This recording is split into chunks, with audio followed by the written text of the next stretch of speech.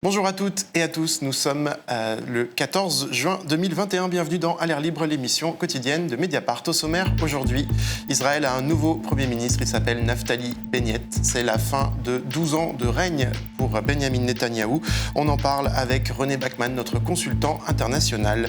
Valentine Auberti et Yumi Kezouf sont allés à la manifestation contre l'extrême droite samedi à Paris.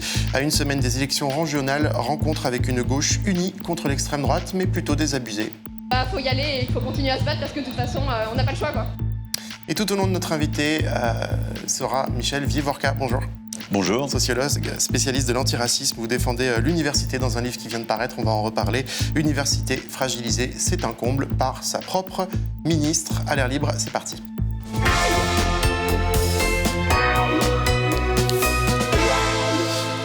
Avec nous donc Michel Vievorka, bonjour, sociologue très connu pour vos travaux sur le racisme, et vous avez récemment publié ce petit livre Racisme, antisémitisme, antiracisme aux éditions La Boîte à Pandore, une apologie de la recherche, c'est le sous-titre, une apologie pour la recherche, c'est le sous-titre, tout, et bien sûr dans ce titre on va longuement en reparler, mais d'abord le fait du jour c'est que en Israël, eh bien, on a changé de Premier ministre, René Bachmann, consultant international de Mediapart, tu es avec nous sur le plateau, salut. Salut. René, Israël a donc un nouveau gouvernement depuis hier, après un vote très serré au Parlement. Le leader d'extrême droite, Naftali Bennett, a été élu. C'est la fin de 12 ans de règne, je l'ai dit, pour Benjamin Netanyahou.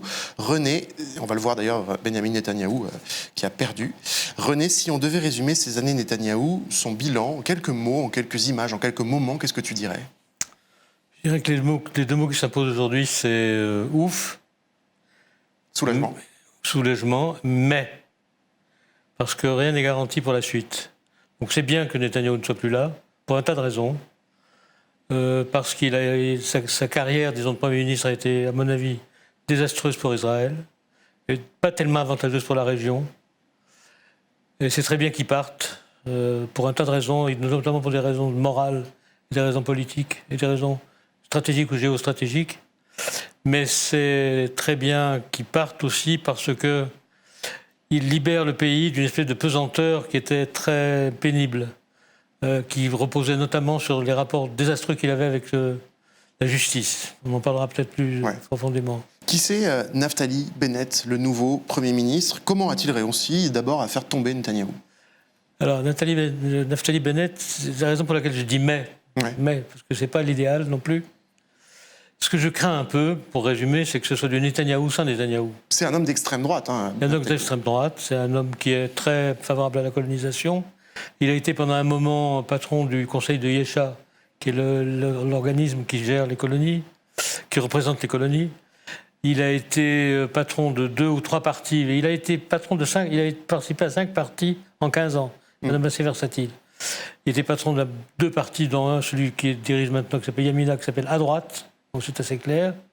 Et c'est un homme de droite par définition, favorable à la colonisation de façon intensive, favorable à l'annexion, qui serait assez favorable à l'expulsion des Palestiniens, et qui n'a pas du tout d'égard à l'écart des Palestiniens comme êtres humains.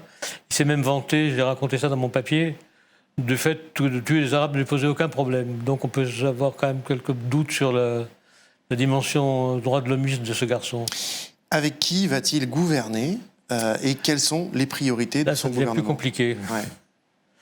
C'est très compliqué parce que le gouvernement dans lequel il est, dont il est le Premier ministre, c'est un gouvernement dont il est Premier ministre peut-être un peu par accident. En fait, le vrai Premier ministre qui aurait dû prendre le pouvoir hier, c'est Yair Lapid. Un centriste, on va le voir d'ailleurs. Qui était un type plutôt pas trop mal, dont tout le monde pensait qu'il serait Premier ministre. Il avait lui-même l'idée de le devenir, et c'était pas une mauvaise idée qu'il le soit, parce qu'il représentait une vision d'Israël qui était plus intéressante, disons, et plus agréable. Et il a plus de voix que Lapid au Parlement, par ailleurs. Il a eu de loin beaucoup plus de voix. Il a eu plus de 2 fois plus de voix. Mais ce qui s'est passé, c'est que lorsque les gens qui étaient hostiles à Netanyahou, parce que c'est la seule chose qui a rassemblé tous les gens qui participent à cette coalition. Coalition, je peux appeler ça comme ça. C'est la détestation de Netanyahou. Tous les gens qui participent n'avaient qu'un seul but en commun, dégager Netanyahou. Et Lapid était l'animateur de ce groupe, disons. Simplement, quand il s'est rendu compte qu'il fallait aller jusqu'au établir un gouvernement, avoir une coalition cohérente, etc., il s'est rendu compte que ça ne pourrait pas marcher s'il n'avait pas ce qu'on appelle une majorité juive. En Israël, c'est très compliqué. En Israël, les Arabes sont considérés comme des citoyens israéliens, pour certains d'entre eux, mais pas au point d'être considérés comme des électeurs ou des députés israéliens quand il s'agit de voter des lois. Donc on ne peut pas faire fonctionner un gouvernement dans lequel la coalition qu'il soutient soit pas une coalition qui soit avec une majorité juive.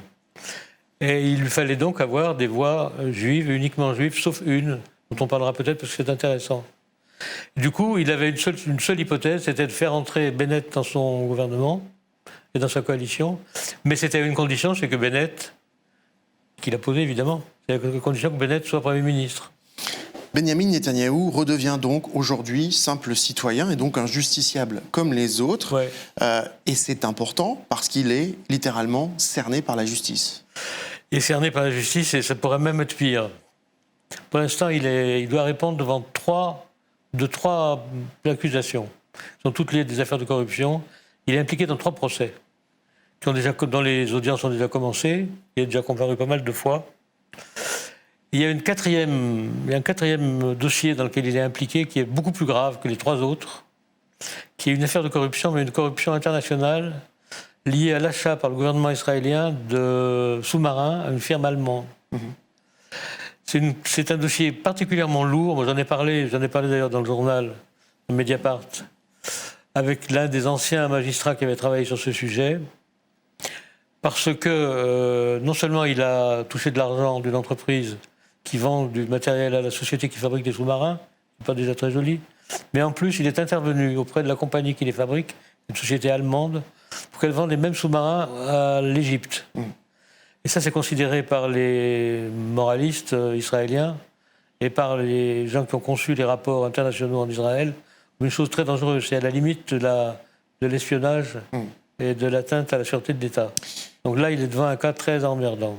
Alors on verra donc si, en effet, Benyamin Netanyahou d'abord répondra vraiment devant la justice, et puis aussi si finalement il ne reviendra pas à un moment dans le champ politique, puisque on a un gouvernement là quand même assez fragile en quelques mots. La coalition tient à une voix. Elle est très fragile parce qu'elle est composée de gens très différents. Oui. Comme on l'a dit tout à l'heure, la seule chose qui les unit, c'est d'être hostile à Netanyahou, vouloir qu'il s'en aille. Maintenant, il est parti. On va se retrouver face à leurs propres contradictions.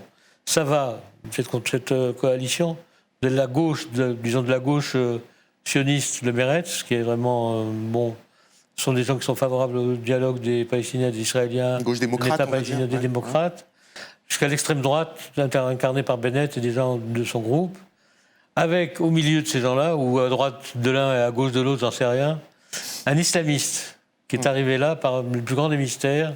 Enfin non, par un mystère qui est assez facile à comprendre.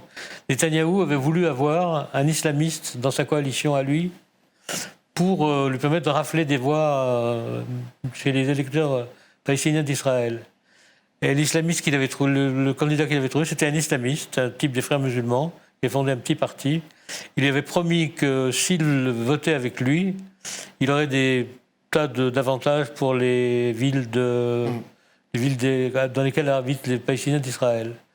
Et le type s'était rallié à Netanyahou. Quand il a vu que Netanyahou avait perdu, allait perdre, il a changé de camp. Il a changé de camp.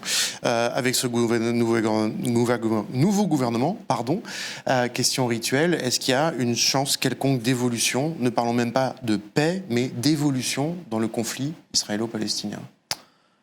Franchement, pour l'instant, c'est trop difficile à dire. Moi, j'y crois pas tellement. Je sais que dans le nouveau gouvernement, comme on vient de le dire, il y a des gens qui sont favorables à la paix, même à l'existence d'un État palestinien. Le Meretz, le Parti travailliste, en tout cas, ils sont favorables, ils le disent. Il y en a d'autres qui sont favorables, qui le disent moins. Mais la majorité des gens qui constituent la coalition et qui constituent le gouvernement, ils ne sont pas favorables et ne sont pas très favorables à l'ouverture d'un dialogue. En plus, les conditions qui ont été créées, parce qu'il faut dire ça aussi, on ne part pas de zéro. Hein. Les conditions qui ont été créées par Netanyahou sont catastrophiques. Il a réussi à implanter l'idée que l'existence d'un État palestinien et la solution du problème palestinien n'étaient pas nécessaires à la sécurité d'Israël et à la sécurité de la région, qui était autrefois la loi.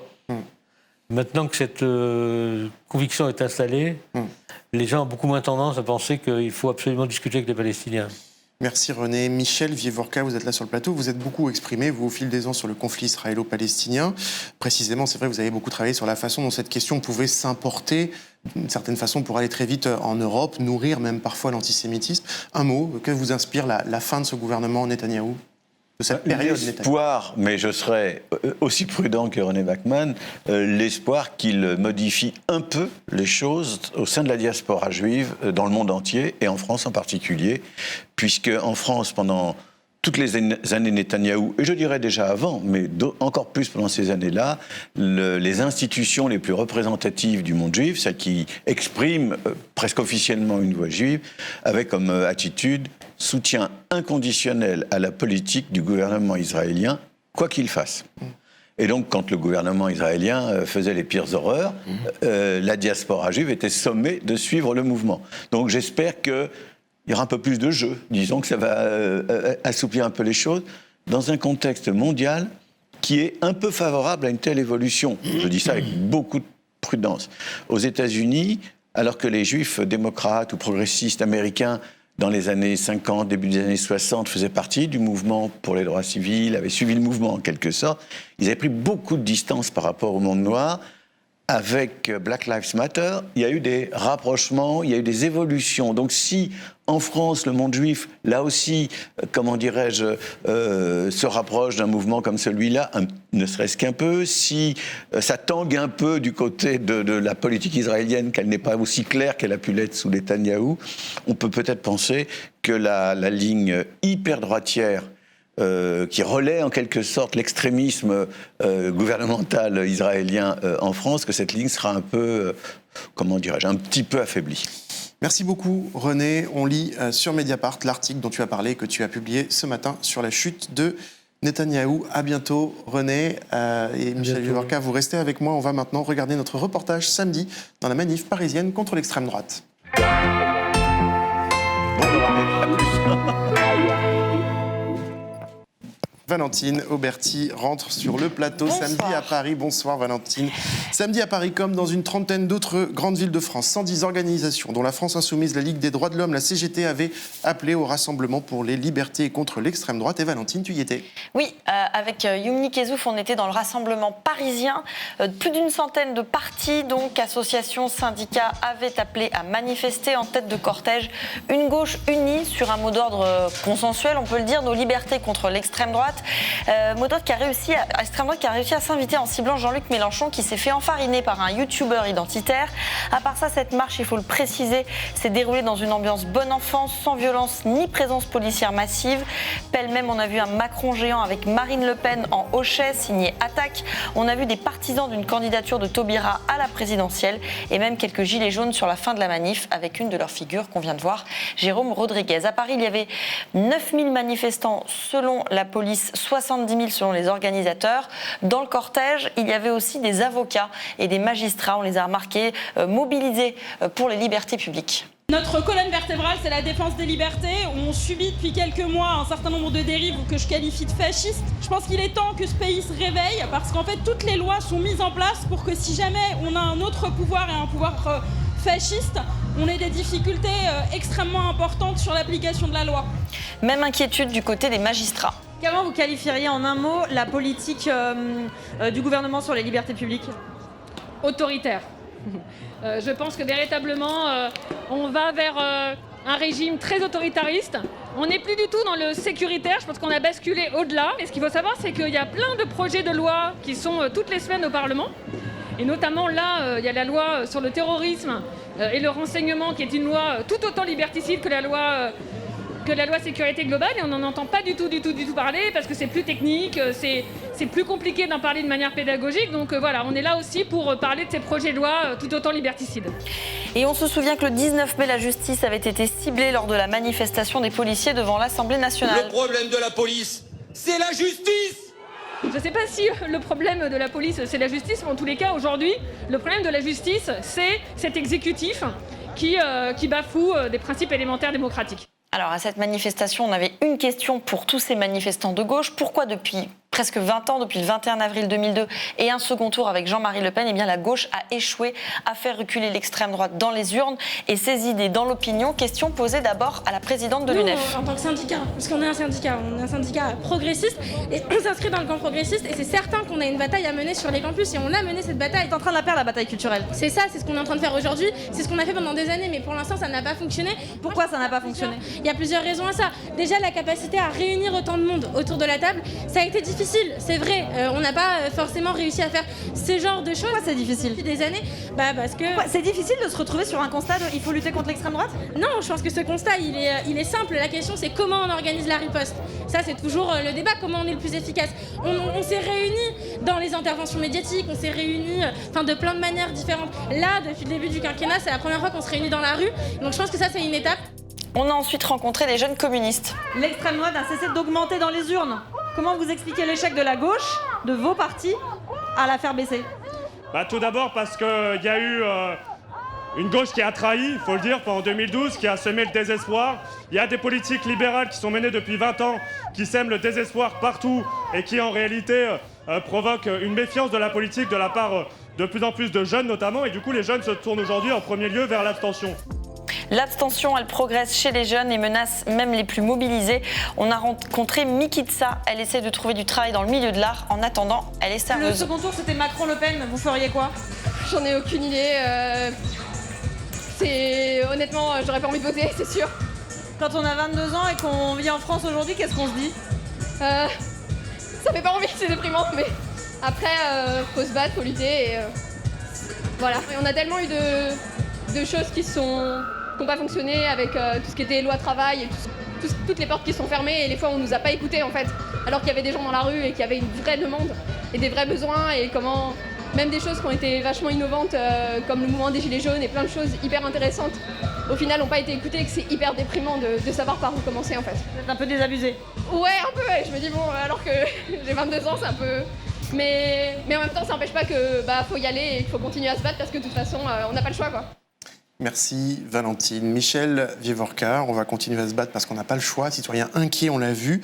Ce dimanche, premier tour des régionales. L'extrême droite pourrait gagner certaines régions, la présidentielle l'an prochain.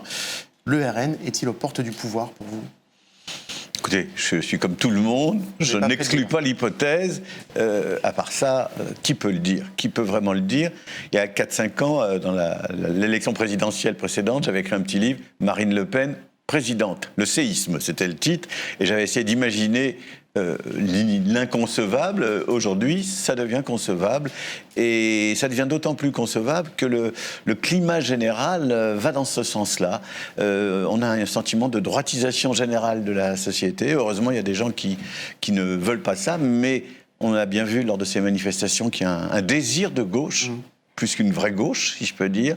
On voit très bien aussi que tout ce qui est réformiste a peine à se donner à voir. C'est quand même les partis les plus radicales de la gauche qu'on a entendu et qu'on a vu, l'UNEF, la CGT, le Parti communiste, la France insoumise, bref. Et donc, on est quand même loin du compte. Et donc, il ne faut pas exclure. Il ne faut pas exclure d'abord qu'une ou deux régions passent aux mains du Rassemblement national et qu'ensuite, l'élection présidentielle nous donne des surprises. Vous avez parlé du climat. Il est en effet de plus en plus tendu, et l'extrême droite partout dans les médias, la confusion des discours parfois entre le gouvernement et l'extrême droite, des youtubeurs qui menacent clairement des médias et des politiques, bref. Il y a beaucoup d'exemples. Vous avez beaucoup travaillé, vous, sur la montée du racisme, de l'antisémitisme en France. Est-ce que vous pensiez qu'on en arriverait là dans notre pays ? C'est-à-dire autrement, est-ce que cette fragmentation, ce qu'on est en train de voir aujourd'hui, c'est quelque chose qui est finalement logique, qui a certaines logiques, ou qui vous paraît assez inattendu ? Si vous regardez l'évolution des 50 ou 60 dernières années, tranquillement, avec beaucoup de distance, en reconstituant les faits, tout ça n'est pas aberrant. Il y a vraiment toute une série de phénomènes qui nous mènent là où nous en sommes, qui ne sont pas propres uniquement à la France d'ailleurs. On ne peut pas uniquement charger la gauche française de ses échecs. Dans de nombreuses autres situations, c'est un peu la même chose. Et donc, il y a une évolution générale dans laquelle l'évolution politique est en retard sur l'évolution de la société. Moi, je pense que cette société, il y a des gens qui parlent d'environnement, il y a des gens qui parlent de MeToo, il y a des gens qui parlent de Black Lives Matter, il y a des gens qui s'intéressent à beaucoup de thèmes que je crois très, très importants. La politique, elle, classique, n'a pas beaucoup changé. Ouais. Et Emmanuel Macron n'a rien fait pour l'aider à changer. Ça fait aussi partie du problème. Ouais. Historiquement, vous parlez d'histoire, mais justement, ces dernières années, il y a une manifestation un peu commune contre l'extrême droite. À part les marches climat, ces dernières années, il y avait plutôt des manifestations qui avaient fragmenté d'une certaine façon la gauche. La marche contre l'islamophobie en 2019. Récemment, on l'a vu, d'ailleurs, dans le sujet, la participation d'une partie de la gauche au rassemblement de policiers à côté d'Éric Zemmour et du Rassemblement national. Aussi des reproches d'ailleurs face à une partie de la gauche, face à la montée de l'antisémitisme, en disant qu'ils n'étaient pas assez présents pour alerter eux aussi. Est-ce que ce genre d'initiative, c'est un bon signe finalement ? Ça traduit, comme je vous le disais, une sorte de désir de gauche. Ça pour moi c'est très positif. Mais on est loin de voir se reconstruire tout ce qui peut permettre à une gauche de se rapprocher à nouveau du pouvoir.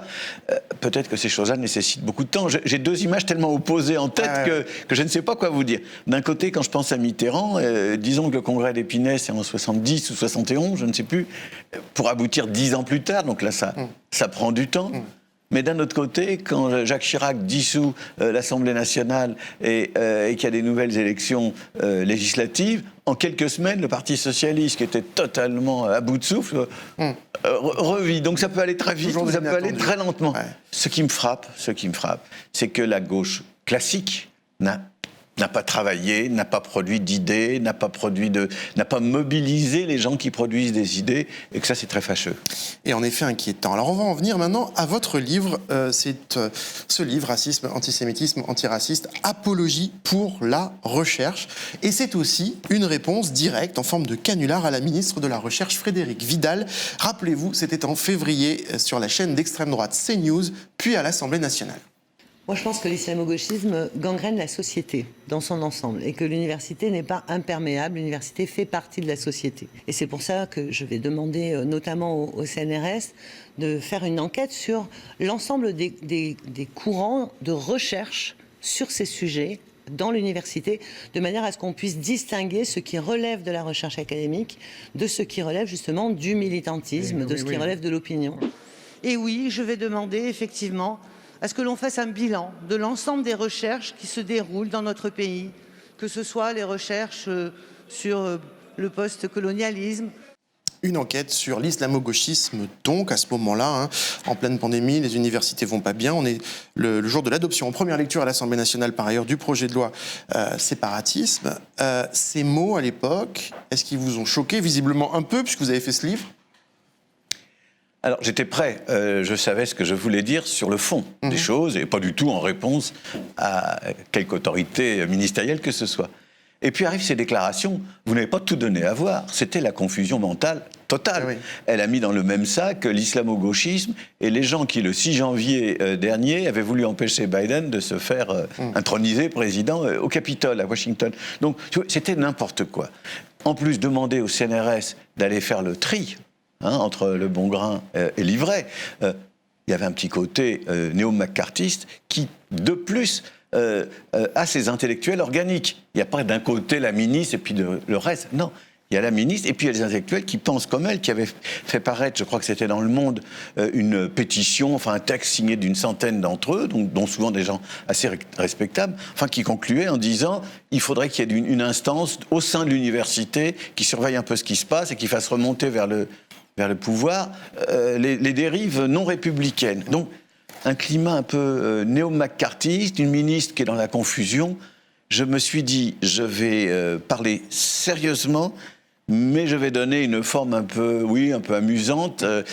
Et donc, j'ai présenté ça comme un rapport qu'elle ne m'a évidemment jamais demandé. Alors, on va revenir sur le fond, mais vous savez, d'abord, on va rester sur ce rapport. Vous savez, nous, à Mediapart, on aime bien suivre les déclarations de politiques qui créent des polémiques pendant plusieurs semaines, et puis, en général, on n'en entend plus parler. C'est exactement le cas avec ce rapport. 4 mois plus tard, 4 mois après ces déclarations, on a essayé de savoir où en était, justement, ce fameux rapport. Alors, on va reprendre le fil à mi-février, quand la ministre parle. Juste après, il y a eu cette réaction du CNRS, l'islamo-gauchisme, slogan politique utilisé dans le débat public, ne correspond à aucune réalité scientifique. Le CNRS condamne les tentatives de délégitimation de différents champs de la recherche, comme les études postcoloniales, intersectionnelle ou les travaux sur le terme de race. CNRS qui se dit quand même à l'époque ouvert pour participer à l'enquête demandée par le ministre. Ça, c'était le 17 février. La semaine dernière, j'ai donc rappelé le CNRS pour savoir s'il avait travaillé pour cette étude. Une réponse, vous allez voir, laconique, service communication du CNRS, qui refuse de nous dire si c'est le cas ou pas. Nous n'avons rien à ajouter. Le principal interlocuteur, c'est le ministère. Autrement dit, renvoi à l'expéditeur, Frédéric Vidal. Je me suis donc tourné vers le ministère, auquel j'ai envoyé ce courriel. On va le voir avec quelques questions, notamment celle-là, cette enquête. A-t-elle été lancée? Si oui, pourquoi? Sinon, pourquoi? Les personnalités, structures, fonctionnaires qui ont travaillé sur ce dossier ont-ils rendu leurs conclusions? Si oui, que disent ces conclusions? Il y avait des questions assez précises. Je l'ai renvoyé 3 fois. J'ai une collaboratrice de Frédéric Vidal au téléphone. Elle a promis de me rappeler. J'attends toujours. Elle peut toujours nous joindre si elle veut apporter des précisions. Elle fait ça d'ailleurs avec tous les journalistes en réalité, puisqu'il n'y a pas de réponse du ministère sur ce sujet. Alors pour en savoir plus, avec Yumni Kezouf, on est allé voir Caroline Ibos. Cette maîtresse de conférences en sciences politiques à l'université de Rennes fait partie d'un petit groupe de chercheurs qui ont saisi le Conseil d'État pour forcer le ministère à dire si ce rapport a bien été lancé, oui ou non. Caroline Ibos, il est où ce fameux rapport demandé par la ministre, y compris à l'Assemblée nationale? C'est un grand mystère. Ça, personne ne sait où il est, on ne sait pas s'il existe, mais on n'a non plus aucun indice pour dire qu'il n'existe pas. La ministre, visiblement, refuse de répondre, ne répond pas. On ne sait pas qui peut faire l'enquête, il n'y a pas d'institution en charge de l'enquête, et donc on ne sait pas où est le rapport. Il semble bien que ça a été plutôt une stratégie d'intimidation. Nous, c'est ce qu'on pense. C'est-à-dire que la ministre a menacé des universitaires d'enquêter sur eux, et il y avait tout de même, pour nous en tout cas, une double intention et un double objectif. D'une part, intimider le monde universitaire, et d'autre part aussi, jeter la vindicte sur les universitaires, ou du moins sur certains d'entre eux, sur certains champs de savoir, aux yeux de l'opinion publique. Suite à leur recours, le Conseil d'État a enjoint la ministre à dire d'ici début juillet si ce rapport existe ou s'il n'existe pas. Dans les deux cas, nous, ça nous intéresse. Et dans un cas, ça veut dire qu'effectivement, il y a une volonté de reprise en main de l'université par le pouvoir. Donc c'est vraiment ce qu'on appelle les atteintes aux libertés académiques. Et s'il n'y a pas d'enquête, eh bien ça veut clairement dire que c'était juste de la stratégie politique. Et que du coup, c'est une instrumentalisation pour nous inadmissible, une instrumentalisation de la question universitaire, de la question des savoirs, juste à des fins politiques et de désigner des coupables, des ennemis, de détourner l'attention de la responsabilité du gouvernement, notamment sur les questions des universités, leur sous-financement, enfin, toute cette crise, cette détresse de l'université. Donc s'il y a une enquête, c'est grave, s'il n'y a pas d'enquête, c'est grave. Voilà, exactement, donc on est très contents. Mais pour elle, le mal est déjà fait. Moi, ce que j'ai vu, c'est des étudiantes de ma sœur qui veulent s'inscrire en thèse, qui veulent faire des thèses sur certains sujets et qui ne veulent plus, qui n'osent plus.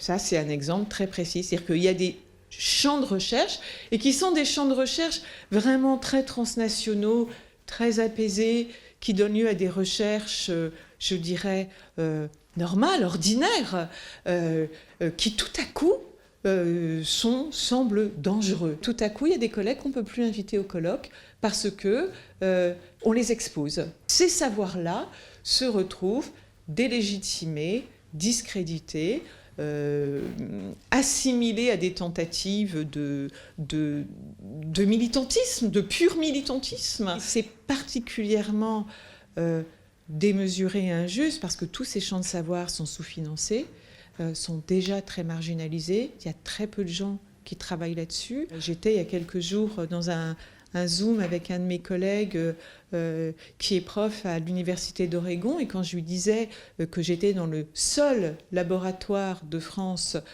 spécialisé sur les études de genre, il m'a fait répéter ça 5 fois. Il y en a dans toutes les universités aux États-Unis. Caroline Ibos qui parle donc d'attaque politique. De fait, les propos de la ministre, on va voir, n'ont pas grand-chose à envier aux thèses popularisées depuis longtemps par l'extrême droite. À propos de l'université, écoutons un petit extrait de Marion Maréchal Le Pen, c'était en 2020. On ne compte plus au quotidien le militantisme, le sectarisme, l'uniformité idéologique qui sévit dans de trop nombreuses écoles ou universités, l'obsession pour la race et le genre, toutes les théories les plus incroyables venues des campus américains, comme les théories décoloniales, l'indigénisme, l'immigrationnisme, les théories du genre, le néo-féminisme, l'intersectionnalité. Une thèse désormais banalisée dans l'espace public. Écoutons par exemple la chercheuse Nathalie Henich. Elle a écrit un livre pour dénoncer le militantisme à l'université, ce qu'elle appelle la glaciation islamo-gauchiste bigre.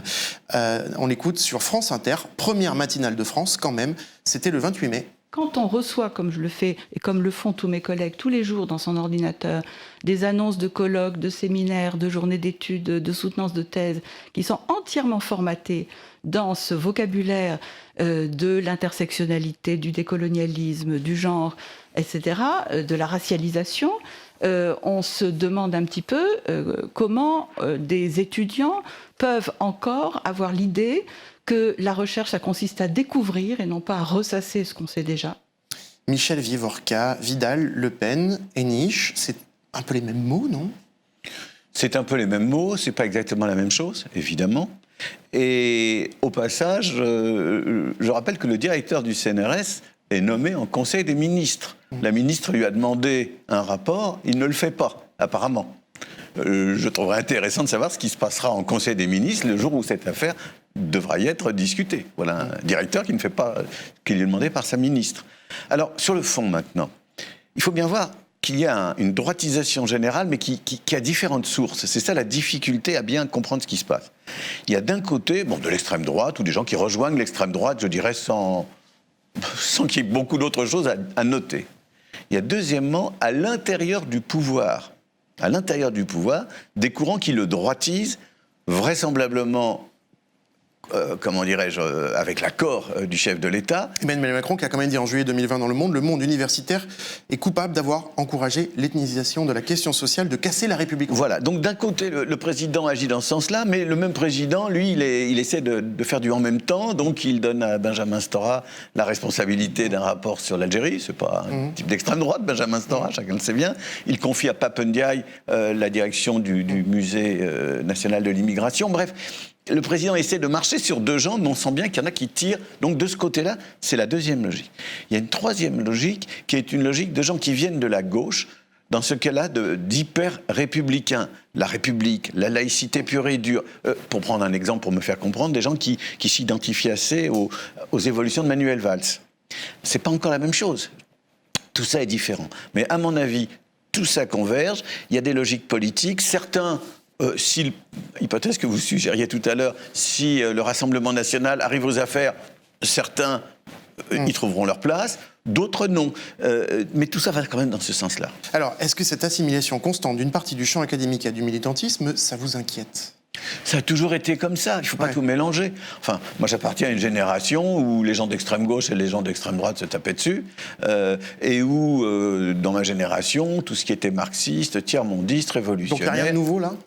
Ce qui est nouveau, c'est les thèmes. Et si, il y a quelque chose de nouveau, c'est que ça prend des allures ad hominem extrêmement violentes. Alors, vous avez été attaqué vous-même, plusieurs attaques, il y en a eu plusieurs, mais vous avez été décrit, notamment dans Marianne, comme un pompier pyromane de l'antiracisme, sachant que vous avez quand même travaillé toute votre vie sur l'antiracisme, par des gens comme, justement, Nathalie Henich, qu'on a vu là. Oui, j'ai trouvé ça assez misérable de sa part, parce que l'article La Tribune, dont elle est co-signataire, est une tribune où tout est faux.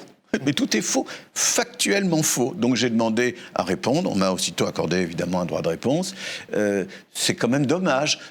Alors, si vous voulez, sa position à Nathalie Henich, telle que je la comprends, c'est faut surtout pas mélanger militantisme et recherche. Et la réalité, elle n'est pas comme ça. Si les gens choisissent un objet de recherche, un terrain, des préoccupations, des façons de réfléchir, c'est que ça correspond à quelque chose qui les définit eux-mêmes. Donc ça fait partie des évolutions générales de la société. Alors quand même, vous dites dans votre livre, ce débat sur l'islamo-gauchisme, il est très franco-français. En quoi il est très franco-français ? Parce que des débats sur la question de la race, du genre, il y en a partout dans plein de pays. Alors, ce débat, d'abord, l'expression a été importée du Royaume-Uni, mais enfin, elle est quand même très française. islamo et pas islamismo. Donc c'est tout l'islam, dans un pays où il y a je ne sais combien, mais peut-être quelques pourcentages de citoyens musulmans, c'est considérable. Et gauchisme, c'est très intéressant parce que autant islamo élargit le spectre côté islam, autant gauchisme semble dire il y a des gauchistes, et en réalité ce qui est visé, c'est une grande partie de la gauche. C'est cette partie de la gauche qui voudrait qu'on traite l'islam normalement. Tout simplement. Et la cible de ces gens-là, de ceux qui attaquent aussi violemment, ça n'est pas du tout les indigènes de la République, les extrêmes, les islamos. Non, c'est les gens comme moi, c'est-à-dire les gens qui sont intermédiaires. Si j'osais une comparaison un peu excessive peut-être, je dirais le chef de l'État déteste les médiations, donc les affaiblit, ce qui explique certainement beaucoup de la situation actuelle. Les intellectuels, les journalistes et autres qui attaquent des gens comme moi, eux, détestent les intellectuels intermédiaires. Et donc c'est pareil, il faut créer une sorte de purification, de nettoyage. Ah ben écoutez, il y a une logique macartiste dans tout ça. On veut purifier, on veut nettoyer. Il faut que les chercheurs soient dans leur tour d'ivoire et qu'ils soient à des années-lumière de tout ce qui est militantisme. Non. Alors, là où, évidemment, c'est pour ça que j'ai fait ce livre, là où, évidemment, il faut être attentif, c'est que tout n'est pas recherche dans ce qui se dit lorsqu'on dit postcolonialisme, décolonialisme. Tout n'est pas chercheur, tout n'est pas recherche, tout n'est pas sérieux. Vraiment, cette personne qu'on vient d'entendre, cette collègue qu'on vient d'entendre, c'est une femme très respectable, c'est une femme qui parle recherche, c'est pas une femme du tout qui vous dit qu'elle est engagée aux côtés de je ne sais qui. Et donc, il faut peut-être aussi faire un peu de tri. Tout n'est pas forcément excellent non plus. Alors, il y a une accusation aussi qui est très amusante. Quand on veut disqualifier une personne, un type d'idée, un type d'engagement, etc., on dit « c'est américain ». C'est importé des États-Unis. Enfin, c'est une plaisanterie. Quand on est chercheur en sciences sociales, on lit le monde entier. Enfin, on devrait lire le monde entier. Et j'irais même ne pas se contenter de l'Occident. Bon, donc aller voir ce qui se dit aux États-Unis. Mais c'est normal, c'est sain. Ne pas être enfermé dans l'Hexagone et ne pas... J'avais un collègue qui s'appelait Ulrich Beck qui dénonçait ce qu'il appelait le nationalisme méthodologique. Ben oui. Vous dites la France est prise là-dedans. Voilà. Et si on veut aller au bout de ça, alors il faut savoir que l'alt-right américaine, les extrémistes américains, leur grande figure de référence, c'est des Français. C'est Renaud Camus. C'est le grand remplacement. Donc on exporte, on ne fait pas que de l'import, si on veut réfléchir un peu comme ça. Juste dernier mot, parce que c'est aussi une tentative que vous faites dans ce livre, finalement, d'essayer de poser d'abord les choses, mais aussi d'envisager comment on peut rétablir un dialogue, éventuellement, pas forcément entre des idées extrêmement opposées, mais enfin essayer de trouver un chemin pour décrire les mutations de la société, tout simplement, de la meilleure des façons. En universitaire, quelles sont les pistes possibles en 2 mots ? Bon, écoutez, il faut que les gens se parlent davantage, il faut que les gens se respectent et s'écoutent davantage. J'appartiens à l'école des hautes études en sciences sociales. Il y a 40 ans ou 30 ans, tout le monde lisait tout le monde. Aujourd'hui, presque personne ne lit presque personne, pour le dire comme ça. Donc que les gens discutent, qu'ils discutent à l'échelle internationale, pas simplement à l'échelle franco-française, qu'ils participent à une vie globale. Ça changerait déjà beaucoup de choses. Et donc moi, j'essaye de m'intéresser à ce que font mes collègues et pas simplement à dire je suis d'accord, je suis pas d'accord. Et donc ce petit livre, c'est en fait une sorte de cartographie des différents courants, des différentes écoles de pensée, des orientations, des problèmes qui sont les nôtres. Et il est très bien, je vous le conseille, ce livre, donc Racisme, Antisémitisme, Antiracisme, Apologie pour la recherche aux éditions La Boîte à Pandore. Merci beaucoup Michel Vivorca, vous allez rester avec moi pour le 24 heures.